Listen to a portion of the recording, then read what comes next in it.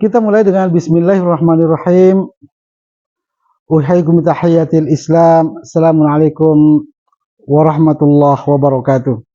Saudara-saudara sekalian, pada video kali ini kita akan membahas tentang pendalaman sholat. Jadi pendalaman sholat kita akan membahas tentang memaknai tokoh sholat dan tata cara sholat yang dinukil dari Al-Quran. Sebelumnya kami katakan bahwa video-video yang kami unggah, video-video yang kami sebarkan, video-video yang kami publikasikan, semua adalah tentang ayat-ayat Allah Subhanahu wa Ta'ala. Ya, sebab ini bagian dari keimanan kita. Allah berfirman, a'udzubillahi minasyaitonirrajim, litu'minu billahi wa rasulihi wa tu'azziruhu wa tuwaqqiruhu, agar kalian beriman kepada Allah dan Rasulnya, membesarkan dan menguatkan Al-Quran. Baik saudara-saudara sekalian, memaknai tokoh sholat dan tata cara sholat di dalam Al-Quran. Apa yang dimaksud dengan tokoh? Kita mendapatkan diksi tokoh di dalam surah Al-Baqarah ayat 286, ayat terakhir dalam surah Al-Baqarah. Allah Subhanahu wa Ta'ala berfirman, Rabbana la tuhammilna ma la taqata lana bih. Rob, janganlah membebankan kepada kami sesuatu yang tidak memiliki tokoh bagi kami padanya. Jadi dari ayat ini kita memahami bahwa semua perintah, semua larangan Allah Subhanahu wa Ta'ala, semua syariat, semua aturan yang diberikan oleh Allah Subhanahu wa Ta'ala itu mengandung tokoh. Jadi bukan hanya melihat materi perintah itu, tetapi ada unsur yang disebut dengan tokoh. Rabbana la tuhammilna ma la taqata lana bih. Saudara-saudara sekalian, ketika kita menjalankan perintah-perintah Allah, menjalankan syariat, menjalankan sholat, menjalankan puasa dan sebagainya, itu dalam rangka sejatinya dalam rangka memenuhi tokoh, ya, memenuhi unsur tokoh ya di dalam diri kita. Pasukan Tolut, ya, pasukan Tolut ketika melanggar peraturan yang ditetapkan oleh Tolut, ya, mereka berkata, qalu la taqata lana al-yaum bijaluta wa junudihi. Mereka berkata, kami tidak punya lagi tokoh hari ini untuk bisa melawan, untuk bisa menghadapi pasukan Jalut, ya, Jalut dan pasukannya. Surah Al-Baqarah ayat 249. Jadi tokoh adalah unsur yang dibutuhkan, yang diperlukan dalam diri kita untuk bisa menghadapi kehidupan ini, untuk bisa hidup hayatan thayyibah, dan untuk bisa, khusus untuk sholat, untuk bisa menjadi pengikut, mengikuti millata Ibrahim. Saudara-saudara sekalian, dalam Quran surah Ibrahim ayat 40 dikatakan, Rabbi ja'alni muqimas shalah. Ini doa Nabi Ibrahim alaihissalam. Rabbi ja'alni muqimus shalah wa min zurriyati. Rabb, jadikanlah aku orang yang menegakkan sholat juga dari generasiku. Jadi Allah Subhanahu wa Ta'ala menyebutkan dalam surah Al-Imran juga, katakanlah Muhammad, katakanlah kepada pengikut-pengikutmu, Sadaqallahu, Allah maha benar, bahwa ada tokoh dalam setiap perintah-perintahnya, dalam setiap syariatnya ada tokoh. Qul sadaqallah, Allah maha benar, fattabi'u millata Ibrahim hanifa, ikutilah millah Ibrahim yang sangat sederhana, sangat ringan, sangat mudah, yaitu menjadi muqimus shalah, menjadi orang-orang yang menegakkan sholat. Saudara-saudara sekalian, jadi ada tokoh di dalam sholat, ada tokoh di dalam sholat yang harus kita maknai, bahwa sholat adalah yang kita lakukan adalah untuk menyerap tokoh agar kita menjadi millata Ibrahim, mengikuti millah Ibrahim. Siapa itu millah Ibrahim? Surah Al-Hajj 78, silahkan dibuka Al-Qurannya, Diperhatikan ayat 78, millata abikum. Jadi millata abikum Ibrahim. Ibrahim adalah disebut oleh Allah sebagai abikum, bapak kalian. Ibrahim adalah bapak kalian. Ibrahim adalah bapak kalian, abikum. Jadi nanti dalam sunnahiyat Al-Quran kita membedakan kata abun, abikum dengan walid. Kalau walid bapak kita yang melahirkan kita, wa walidi wa mawalad. Tapi abun itu artinya bapak kita dalam artian panutan kita yang kita ikuti. Bapak kita abikum Ibrahim. Huwa sammakumul muslimina min qablu. Nabi Ibrahim lah yang pertama-tama menamakan kalian sebagai muslimin. Jadi kita adalah kaum muslimin, itu dinamakan, diberikan penamaan itu oleh Ibrahim, bapak kita, abikum, huwa sammakumul muslimina min qablu. Jadi Allah Subhanahu wa taala juga menyebutkan bahwa Ibrahim, inni ja'iluka linnasi imama. Hai Ibrahim, sesungguhnya saya menjadikan engkau imam bagi seluruh manusia. Jadi seluruh manusia harus mengikuti Ibrahim, menjadi muqimus shalah, menjadi orang-orang yang menegakkan salat. Dialah millata abikum, millah abikum yang harus kita ikuti, yaitu orang-orang menjadi orang yang menegakkan salat. Millata abikum Ibrahim huwa sammakumul muslimina min qablu, sampai pada kalimat faaqimus shalah, tegakkanlah salat, maka engkau akan menjadi pengikut millah Ibrahim. Baik saudara-saudara sekalian, jadi ada tokoh di dalam sholat, dan tokoh ini penting untuk kita maknai, penting untuk kita pahami, penting untuk kita rasakan, hayati, sehingga di dalam sholat-sholat kita bisa merasakan sedang menyerap tokoh, ya, sebagaimana yang ditunjukkan di dalam Al-Quran. Baik saudara-saudara sekalian, tokoh di dalam ibadah itu ada 3 macam. Setidaknya kita bisa mengurai dalam 3 macam ibadah, 3 macam tokoh. Ada namanya tokoh harian. Jadi tokoh yang dibutuhkan jiwa itu setiap hari dibutuhkan. Ibarat kendaraan itu berjalan non-stop setiap hari, dia membutuhkan bensin, ya sebutlah dia membutuhkan bensin. Itulah tokoh bagi kendaraan. Begitu juga jiwa mengendalikan raga kita setiap hari, mengendalikan raga kita. Jiwa kita butuh tokoh harian, dan itulah sholat. Jadi sholat adalah semacam konsumsi jiwa, agar jiwa bisa mengendalikan raga, bisa survive di dalam raga kita. Jadi hakikatnya saudara-saudara sekalian, menjadi muslim adalah menjadi jiwa-jiwa yang mampu mengendalikan raganya setiap hari, ya.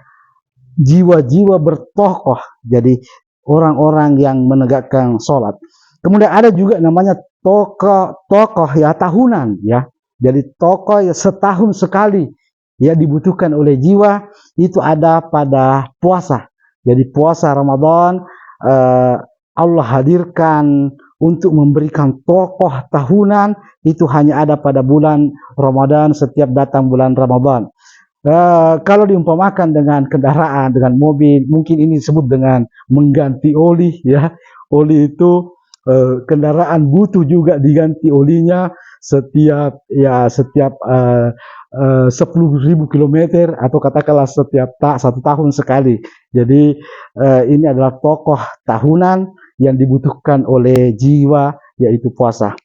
Ada tokoh sekali seumur hidup, ya, sekali seumur hidup. Ini adalah tokoh ibadah haji. Ibadah haji adalah memberikan tokoh itu sekali seumur hidup. Walillahi 'alan nasi hajjul bait. Jadi manusia itu dipanggil oleh Allah, manusia itu hendaklah menuju kepada Allah dengan hajjul bait, dengan mengunjungi Baitullah. Jadi wa'azzin fin nasi bil haji ya'tuka rijalan. Panggillah manusia untuk berhaji, ya. Jadi haji adalah sebuah tokoh minimal sekali setahun, sekali seumur hidup.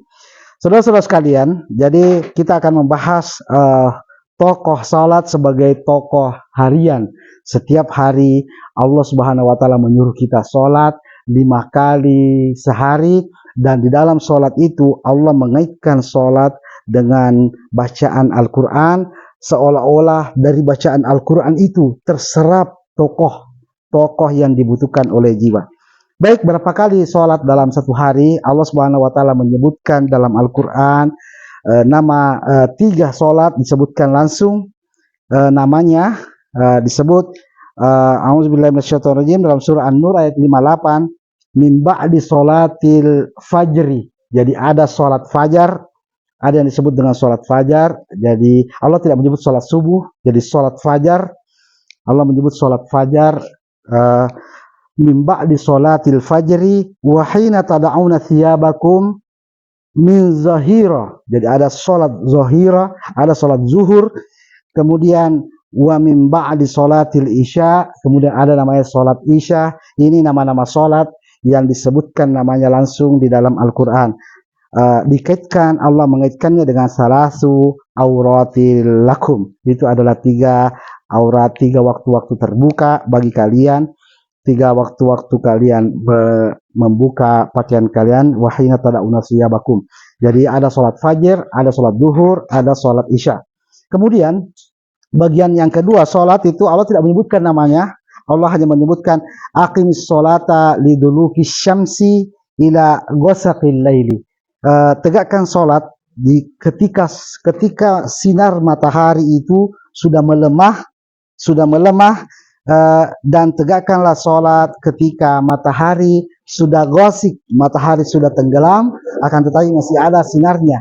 Ya, ini namanya salat asar dan salat maghrib. Salat maghrib disebut dengan gosik. Wa min syarri ghasiqin iza waqab. Salat maghrib disebut dengan gosik, dan salat asar adalah di mana sinaran matahari sudah melemah, tidak lagi terik.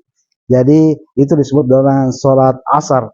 Jadi saudara-saudara sekalian, jadi ada 5 kali salat dalam satu hari yang Allah fardukan. Salat fajar, salat zuhur, salat isya, kemudian salat asar dan salat maghrib.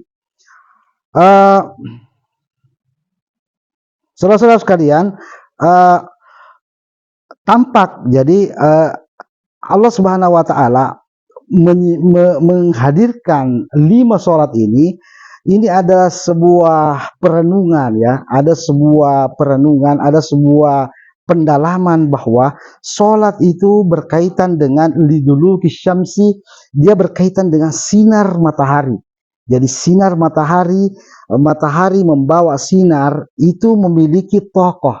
Jadi dari situlah kita serap tokoh baik dari sinar matahari. Jadi ada 5 kali. Jadi ini bagian dari bahasan ilmu pengetahuan. Ada 5 kali pergantian sinar matahari yang ada di bumi ini, sampai di bumi ini, yaitu sinar matahari fajar.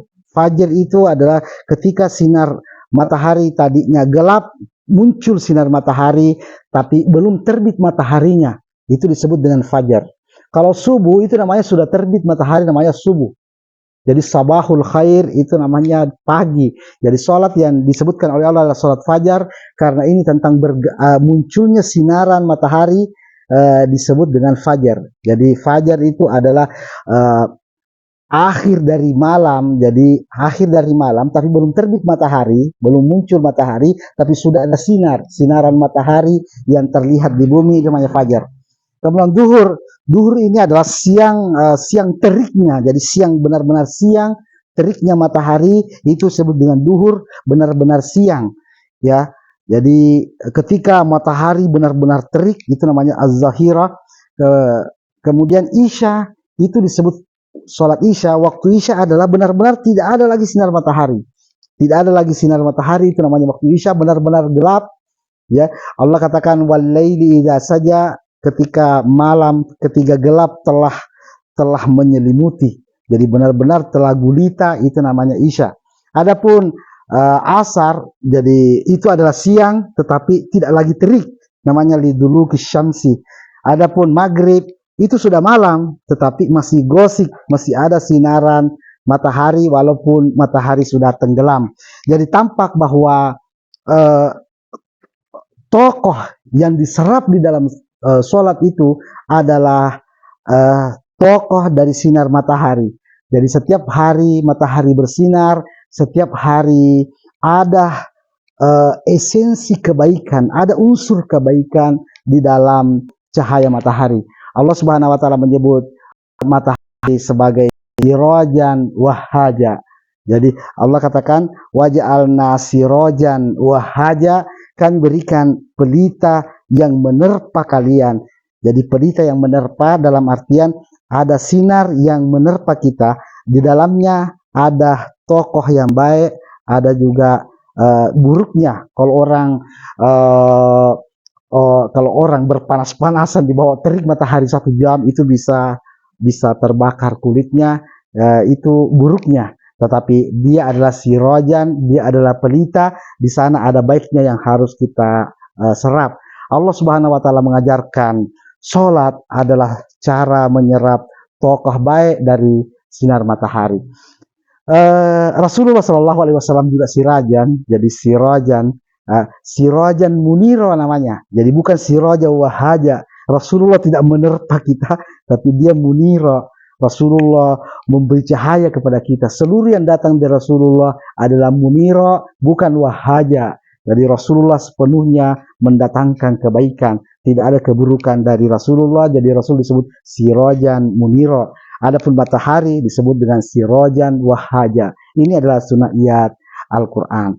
Baik, jadi memaknai tokoh sholat membawa kita pada sebuah kesadaran, sebuah pemahaman bahwa matahari Allah Subhanahu wa taala berikan setiap hari ini. Di sana ada tokoh yang digapai dengan ibadah sholat kita.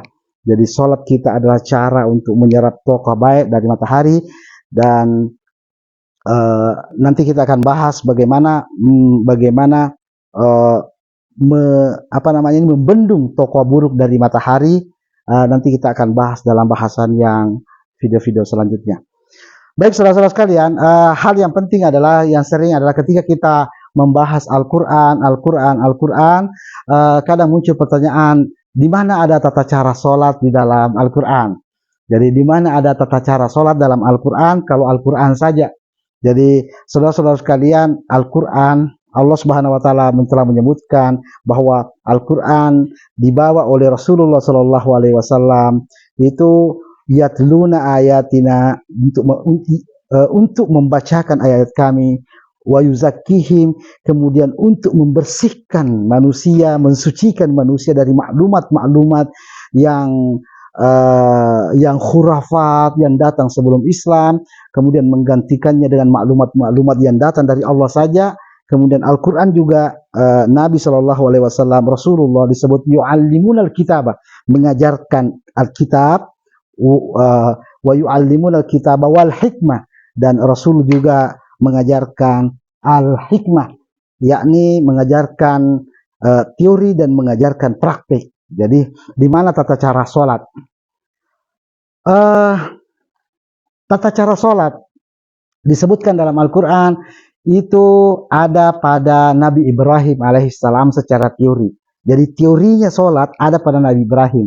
Allah katakan dalam Quran surah Al-Isra ayat 73, wa auhayna ilaihim, kami wahyukan secara teori kepada mereka, kepada Nabi Ibrahim dan Nabi Lut, fi'lal khairati, perbuatan-perbuatan yang baik, wa iqamis sholah, dan menegakkan sholat. Jadi kalau ditanya di mana di Al-Quran ada tata cara sholat, ada di Nabi Ibrahim, sudah diwahyukan di Nabi Ibrahim. Karena itu kita ikuti millata Ibrahim. Kita mengikuti tata cara sholat Nabi Ibrahim. Di Nabi Ibrahim lah sholat ini bermula. Jadi Nabi Ibrahim lah, Rabbi ja'alni muqimas sholah. Jadi kalau saya ini penegak sholat, jadi Nabi Ibrahim lah penegak sholat yang pertama. Nabi Ibrahim lah imam bagi seluruh manusia. Nabi Ibrahim lah yang diwahyukan secara teori tentang iqamis sholah. Hajar dan Ismail, istri Nabi Ibrahim dan putra Nabi Ibrahim. Nabi Ibrahim katakan, Rabbana inni askantu min zurriyati biwadin ghairi zi zar'in inda baitikal muharram rabbana liyuqimus shalah. Jadi Siti Hajar, ya, istri Ibrahim itu ditinggalkan, diposisikan, dibawa dari Palestina ke Mekah, kemudian dibuatkan gubuk di situ. Gubuk sehari ini disebut dengan Hijr Ismail, dibuatkan rumah Hijr. Jadi bukan Baitul, ini Baitullah, Ka'bah adalah Baitullah. Rumah Nabi Ibrahim Ismail tidak disebut dengan Baitun, tapi Hijr. Rumah Rasul di Madinah namanya Al-Hujurat, Hijr juga. Jadi gubuk di samping Baitullah, untuk apa? Liyuqimus shalah, untuk menegakkan sholat. Jadi mungkin kita sering mendengarkan kisah-kisah bahwa Siti Sarah cemburu kepada Hajar, akhirnya dibawa ke Mekah. Al-Quran mengungkap semuanya bahwa Siti Hajar dan Ismail dibawa ke Mekah untuk liyuqimus shalah, bukan karena cemburu, bukan karena persoalan cekcok, tapi ini persoalan liyuqimus shalah. Ketika Nabi Ibrahim diperintahkan untuk sholat, diwahyukan untuk sholat, di sana dikaitkan dengan kiblat, di mana menghadap kiblat. Jadi Nabi Ibrahim membawa keluarganya sebagai berada di titik kiblat. Jadi di titik kiblat, jadi bagi Nabi Ibrahim dia berkiblat dan juga sekaligus senantiasa mengingat anaknya dan istrinya yang disimpan sebagai Sherlock, lokasi dalam kiblat. Baik, jadi Musa alaihissalam, Allah Subhanahu wa taala menyebutkan wa auhayna ila Musa. Jadi salat juga diwahyukan kepada Musa wa akhihi dan Harun, antabawwa aliqaumikuma bi Misra buyutan, agar kamu memilih rumah-rumah dari kaummu di Mesir, waja'alu buyutakum qiblatan, dan jadikan rumah kalian itu sebagai berkiblat, wa aqimus shalah, jadi dan tegakkanlah salat. Jadi Musa alaihissalam ada perintah salat di sana. Wa basyiril mu'minin, buka surah Yunus ayat 87. Nabi Isa alaihissalam, apa kata Nabi Isa? Jadi seorang nabi yang masih bayi berbicara kepada seluruh manusia, qala inni abdullah, saya ini hamba Allah, atani alkitab, saya diberikan kitab yaitu kitab Injil, wa ja'alani nabiyya, dan aku dijadikan sebagai nabi, wa ja'alani mubarakan aina ma kuntu, saya diberikan keberkahan dimanapun saya berada, wa ausani bis sholati, dan aku diwasiatkan untuk sholat, waz zakati. Allah tidak menyebutkan wa auha, ya saya diwahyukan, tapi ausani bis sholati waz zakati ma dumtu hayya. Surah Maryam ayat 30. Jadi pemahaman tentang cara sholat ini, Rasulullah Shallallahu Alaihi Wasallam selama 12 tahun di Mekah belum diajarkan tentang sholat oleh Allah Subhanahu Wa Taala melalui perantaraan Jibril.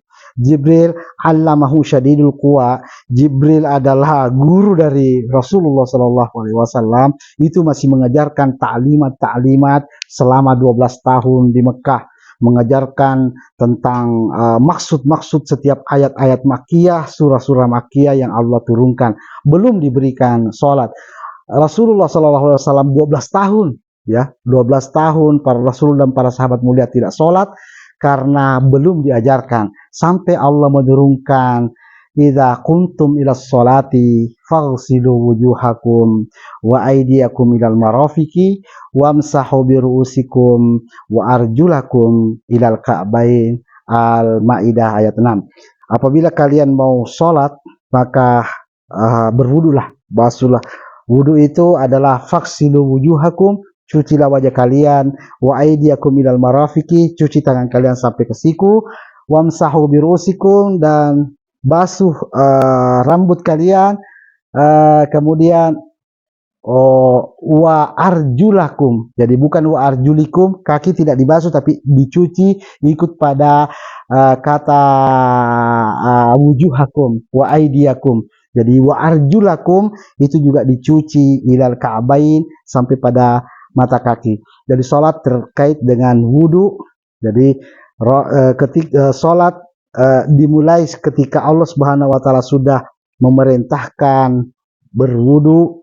Kemudian sholat juga terkait dengan kiblat, karena mau menghadap kemana kalau tidak ada kiblat. Rasulullah Shallallahu Alaihi Wasallam diperintahkan berkiblat pertama di Masjidil Aqsa. Saudara-saudara sekalian, jadi Rasulullah, bagaimana Rasulullah sholat itu allamahu syadidul quwa, diajarkan oleh Jibril. Mata Rasulullah, jadi oleh Allah Subhanahu Wa Taala dibuat bisa melihat Jibril, ya, tetapi mata sahabat tentu tidak melihat Jibril. Karena itu Rasulullah menyebutkan sallu kama ra'aitumuni usolli, sholatlah seperti kamu melihat saya sholat, kalian melihat saya sholat, karena Jibril mengajari Muhammad mempraktikkannya di hadapan para sahabatnya. Jadi saudara-saudara sekalian, sholat seperti itulah sholat. Jadi sholat adalah sesuatu yang bukan teori, tetapi dia adalah bagian dari hikmah. Dia terlihat, dia mar'i, terlihat. Jadi sahabat melihat Rasulullah, kemudian masjid memperagakan sholat, Masjidil Haram, kemudian satu Mekah tahu, satu Mekah tahu, satu Madinah tahu tentang sholat, kemudian setiap masjid itu di sana terlihat bagaimana sholat. Jadi sholat bukan perkara teori, tetapi dia terlihat.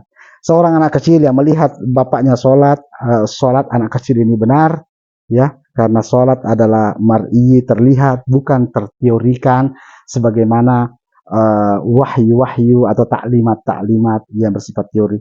Jadi tata cara sholat itu diwahyukan ke Nabi Ibrahim, bukan ke Rasulullah. Rasulullah Sallallahu Alaihi Wasallam allamahu syadidul quwa, diajarkan oleh Jibril setelah turunnya, setelah Isra Mi'raj dan turunnya wahyu tentang iza kuntum ila sholati, kalau kalian mau sholat maka berwudulah. Baik saudara-saudara sekalian,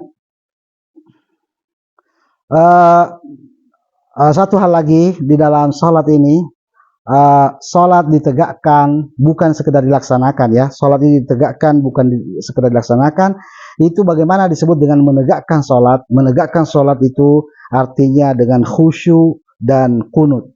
Jadi dengan khusyuk itu artinya tenang, ya, tenang, tidak ada gerakan selain gerakan sholat. Itu namanya khusyuk. Jadi annaka taral arda khasyi'atan, engkau melihat bagaimana bumi ini tenang, itu namanya khusyuk, khasyi'ah, bumi ini tenang. Wa idza anzalna 'alaihal ma, kalau kami turunkan air hujan, ihtazzat, bergetar bumi ini kalau ada hujan. Jadi kalau hujan membuat bumi ini bergetar, sehingga biasa kalau musim hujan banyak longsor, itu karena memang bumi bergetar. Kalau tidak ada musim hujan, itu bumi tenang, wa taral arda khasyi'ah. Jadi khusyuk artinya tenang. Jadi salat lazinahum fi salatihim khasyi'un, mereka yang khusyuk dalam salatnya adalah tidak ada gerakan, betul-betul tenang kecuali gerakan-gerakan salat. Kemudian Allah Subhanahu wa taala menyebutkan wasta'inu bis sabri was shalah wa innaha lakabiratun illa 'alal khasyi'in, hanya orang-orang yang khusyuk memang yang bisa menjadikan beristi'anah dengan salatnya. Kemudian saudara-saudara sekalian, yang kedua adalah kunut. Apa itu kunut? Kunut itu Maryam itu tinggal dalam mihrab, sepanjang hidupnya di dalam mihrab. Artinya Maryam kerjanya hanya sholat saja. Akan tetapi suatu ketika Jibril datang, ya Maryam uqnuti li rabbika, kunutlah. Maksudnya kunut itu bersemangatlah. Jadi bersemangatlah. Kunut itu artinya senang dalam menjalankan sholat, bersemangat dalam menjalankan sholat. Bukan sholat dilaksanakan saja, karena itu ada ayat la taqrabus sholata wa antum sukaro, jangan dekati sholat kalau kalian lagi blank, ya, lagi tidak fokus pada sholat, hatta ta'lamuna ma taqulun, sampai engkau bisa mengetahui apa bacaannya. Kadang-kadang kalau orang sholat itu apa yang dia baca dalam sholat tidak diingat, tidak, bahkan rakaat sholat kadang-kadang dilupakan. Itu namanya sukaro, itu namanya tidak fokus pada sholat. Jadi kunutlah dalam sholat, bersemangatlah, bersungguh-sungguhlah, fokus dalam sholat, itu disebut dengan kunut. Ya Maryam, uqnuti li rabbika, dan Maryam adalah wanita yang betul-betul kunut, betul-betul bersemangat di dalam muqimus sholat. Allah mengatakan wakanat, ya, wakanat minal qanitin. Maryam itu adalah termasuk orang-orang yang al-qanitin. Saudara-saudara sekalian, inilah rangkaian qala ta'ala, perkataan Allah, rangkaian Al-Quran semata-mata untuk memaknai tokoh sholat dan tata cara sholat. Jadi semua ini adalah kami nukil, kami ambil dari ayat-ayat Al-Quran, dan sadaqallahul azim, Allah maha benar dengan semua firman-Nya. Sebelum kami akhiri, kami menyampaikan Rabbana la tu'akhidna in nasina aw akhtana. Rabbana la tu'akhidna in nasina aw akhtana. Syukran lakum jami'a, wa sallallahu ala Muhammadin, wa salamun ala mursalin, walhamdulillahi rabbil alamin. Wassalamualaikum warahmatullahi wabarakatuh.